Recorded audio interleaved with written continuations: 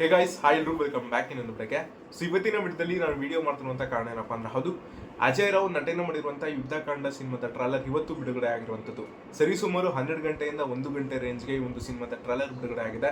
Actual ಆಗಿ ಈ ಒಂದು ಸಿನಿಮಾ ಏಪ್ರಿಲ್ 17ನೇ ತಾರೀಕು ಬಿಡುಗಡೆ ಆಗ್ತಿದೆ, ಚಿತ್ರಮಂದಿರಗಳಲ್ಲಿ ಅವೈಲಬಲ್ ಇರುತ್ತೆ ಅಂತ ಕೂಡ ಚಿತ್ರತಂಡ ಅಫಿಷಿಯಲ್ ಆಗಿ ಈ ಒಂದು ಟ್ರಾಲರ್ನ ಹೆಂಡಿಂಗ್ ನಲ್ಲಿ ತಿಳಿಸಿರುವಂಥದ್ದು.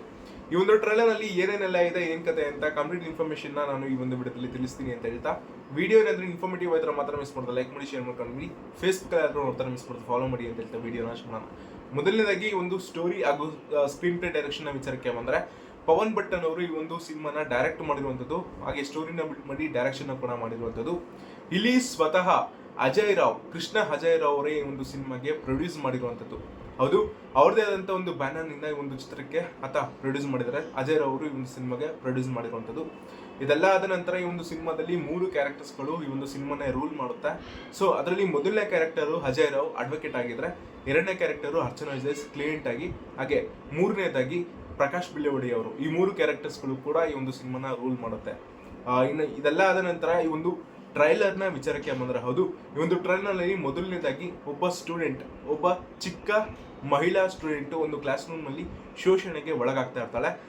ಸೊ ಆಕೆ ಅಮ್ಮ ಅಂತ ಕೂತ್ಕೊಂಡಾಗ ಇಲ್ಲಿ ಅರ್ಚನಾ ಜೈಸ್ ಅವರು ಪ್ರೆಸೆಂಟ್ ಆಗ್ತಾರೆ. ಇಲ್ಲಿ ಆರಾಮಾಗಿ ಗೊತ್ತಾಗ್ತಾ ಇದೆ ಅರ್ಚನಾ ಜೈಸ್ ಅವರು ಆಕೆಯ ಅಮ್ಮ ಅಂತ. ಇದೆಲ್ಲ ಆದ ನಂತರ ಅರ್ಚನಾ ಜೈಸ್ ಅವರು ಒಬ್ಬ ಅಡ್ವೊಕೇಟ್ನ ಹುಡ್ಕೊಂಡ ಬರ್ತಾರೆ. ಆ ಅಡ್ವೊಕೇಟ್ ಬೇರೆ ಯಾರು ಅಲ್ಲ, ಅಜಯ್ ರಾವ್ ಆಗಿರ್ತಾರೆ. ಅಜಯ್ ಅವರು ಈ ಒಂದು ಕೇಸ್ನ ಟೇಕ್ ಡೌನ್ ಮಾಡ್ತಾರೆ. ಸೊ ಅತ್ಯಾಚಾರದ ಬಗ್ಗೆ ಈ ಒಂದು ಸಿನಿಮಾ ಮೂವ್ ಆನ್ ಆಗ್ತಾ ಇರುತ್ತೆ. ಈ ಒಂದು ಸಿನಿಮಾದಲ್ಲಿ ಬರುವಂತ ಸೀನ್ಸ್ಗಳೆಲ್ಲನೂ ಕೂಡ ಒಂದು ಪಾಸಿಟಿವ್ ನೋಟೆಡ್ ಆಗಿರುತ್ತೆ. ಮತ್ತೆ ಪ್ರತಿಯೊಬ್ಬರಿಗೂ ಕೂಡ ಇನ್ಫಾರ್ಮೇಶನ್ ತಿಳಿಸ್ಬೇಕು ಅನ್ನೋಂಥ ನಿಟ್ಟಿನಲ್ಲಿ ಒಂದು ಸಿನಿಮಾ ಮಾಡಿರುವಂಥದ್ದು ಅಂತಲೂ ಕೂಡ ಈ ಒಂದು ಟ್ರೈಲರ್ನ ನೋಡಿದಾಗ ನಮಗೆ ಆರಾಮಾಗಿ ಗೊತ್ತಾಗ್ತಾ ಇದೆ. ಈಗಿರಂತ ಪ್ರೆಸೆಂಟ್ ಸಿಚುವೇಶನ್ ನಮ್ಮೆಲ್ಲರಿಗೂ ಗೊತ್ತಾ ಇದೆ, ಕರ್ನಾಟಕದಲ್ಲಿ ಏನೇನೆಲ್ಲ ನಡೀತಿದೆ, ಮತ್ತೆ ಅತ್ಯಾಚಾರಿಗಳು ಯಾವ ರೀತಿ ಆರಾಮಾಗಿ ಓಡಾಡ್ತಾ ಇದ್ದಾರೆ, ಮತ್ತೆ ಈ ಒಂದು ರೇಪ್ ಕೇಸ್ ಎಲ್ಲಿವರೆಗೂ ಬಂದು ನಿಂತಿದೆ, ಸೌಜನ್ಯ ಕೇಸ್ ಆಗಿರ್ಬೋದು, ಇನ್ನಿತರ ಕೇಸ್ಗಳು ಕೂಡ ಇದೀಗ ಪ್ರೆಸೆಂಟ್ ನಲ್ಲಿ ಆಕ್ಟಿವ್ ಆಗಿ ಇರುವಂಥದ್ದು. ಸೊ ಈಗ ಈ ಒಂದು ಸಿನಿಮಾ ಬಿಡುಗಡೆ ಆಗ್ತಿರುವಂಥದ್ದು ಒಂದು ಪಾಸಿಟಿವ್ ನೋಟ್ ಅಂತ ಹೇಳೋದು ತಪ್ಪಾಗಲ್ಲ. ಇಲ್ಲಿ ಪ್ರಕಾಶ್ ಬಿಳವಡಿಯರು ಕೂಡ ಒಬ್ಬ ಆಪೋನೆಂಟ್ ಅಡ್ವೊಕೇಟ್ ಆಗಿ ವರ್ಕ್ ಮಾಡ್ತಿರುವಂಥದ್ದು. ಈ ಒಂದು ಸಿನಿಮಾದಲ್ಲಿ ಒಂದು ಕ್ಯಾರೆಕ್ಟರ್ನ ಪ್ಲೇ ಮಾಡ್ತಾ ಇದ್ದಾರೆ. ಹೌದು, ಸೊ ಇದೆಲ್ಲದ್ರ ಬಗ್ಗೆನೂ ಕೂಡ ಈ ಒಂದು ಸಿನಿಮಾ ಒಂದು ಒಳ್ಳೆ ಪಾಯಿಂಟ್ಸ್ನ ಇಟ್ಕೊಂಡು ಸಿನಿಮಾ ಮಾಡ್ತಿದೆ ಅಂತ ಹೇಳೋದು ತಪ್ಪಾಗಲ್ಲ, ಮಾಡಿದೆ ಅಂತ ಹೇಳೋದು ತಪ್ಪಾಗಲ್ಲ. ನೋಡೋಣ ಈ ಒಂದು ಸಿನಿಮಾಗೆ ಯಾವ ರೀತಿ ಪಾಸಿಟಿವ್ ರೆಸ್ಪಾನ್ಸ್ ಜನರ ಕಡೆಯಿಂದ ಸಿಗುತ್ತೆ ಅಂತ. ಇದೆಲ್ಲ ಆದ ನಂತರ ಇಲ್ಲಿ ಡೈಲಾಗ್ ವಿಚಾರಕ್ಕೆ ಬಂದ್ರೆ, ಹೌದು, ಇಲ್ಲಿ ಅಜಯ್ ರಾವ್ ಅವರು ಮಹಾಭಾರತದಲ್ಲಿ ಬರುವ ಕೃಷ್ಣನ ಶ್ಲೋಕಗಳು ಕೂಡ ಇಲ್ಲಿ ಅಜಯ್ ರಾವ್ ಅವರು ಡೈಲಾಗ್ಸ್ನ ಮುಖಾಂತರ ಹೇಳಿರುವಂಥದ್ದು. ಅದು ಕೂಡ ಒಂದು ರೀತಿ ಪಾಸಿಟಿವ್ ಅಂತ ಅನ್ಸುತ್ತೆ.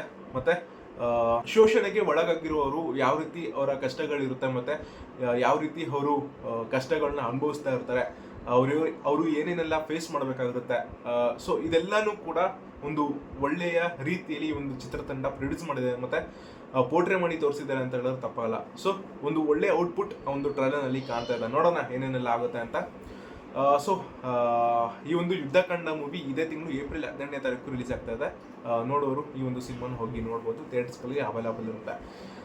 ವಿಡಿಯೋ ಇನ್ಫಾರ್ಮೇಟಿವ್ ಆಗಿದ್ರೆ ಮಾತ್ರ ಮಿಸ್ ಮಾಡಿದ್ರೆ ಲೈಕ್ ಮಾಡಿ, ಶೇರ್ ಮಾಡಿ, ಸಿಗೋಣ ಮುಂದಿನ ವಿಡಿಯೋದಲ್ಲಿ. ಬಾಯ್.